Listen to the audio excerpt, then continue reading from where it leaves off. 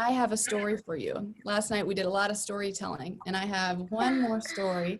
This story is not from the Bible. This is a modern day story, okay? So I invite you to put yourself on mute again. Go ahead and mute yourself again. I'm going to tell a story for you and for everybody. This is a modern day story, a story about Easter. And it is not a book yet. So I don't have any official illustrations to show you. So you are stuck with my personal illustrations. And I am no Dr. Seuss, so please bear with me. This is a poem by Kristi, Bothur, with a nod to Dr. Seuss. 'Twas late in 19 when the virus began, bringing chaos and fear to all people, each land. People were sick, hospitals full, doctors overwhelmed, no one in school.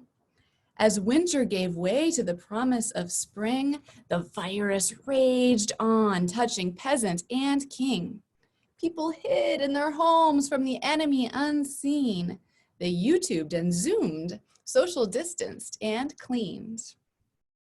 As April approached and churches were closed, there won't be an Easter, the whole world supposed. There won't be church services and egg hunts are out. No reason for new dresses when we can't go about. Holy Week started as bleak as the rest. The world was focused on masks and on tests. Easter can't happen this year, it proclaimed. Online and at home, it just won't be the same. Maundy, Thursday, Good Friday, the days came and went. The virus pressed on, it just would not relent. The world woke on Sunday and nothing had changed. The virus still menaced, the people estranged. Pooh-pooh to the saints, the world was grumbling. They're finding out now that no Easter is coming. They're just waking up. We know what they'll do. Their mouths will hang open a minute or two, and then all the saints will all cry, boo-hoo. That noise, said the world, will be something to hear. So it paused, and the world put a hand to its ear. And it did hear a sound coming all through the skies. It started down low, and then it started to rise. But the sound wasn't depressed. Why, the sound was triumphant. It couldn't be so, but it grew with abundance. The world stared around, popping its eyes. Then it shook when it saw what a shocking surprise. Every saint in every nation, the tall and the small, was celebrating Jesus in spite of it all. It hadn't stopped Easter from coming. It came. Somehow or other, it came just the same. And the world, with its life quite stuck in quarantine, stood puzzling and puzzling. Just how can it be? It came without bonnets. It came without bunnies. It came without egg hunts, cantatas, or money. Then the world thought of something it hadn't thought of before.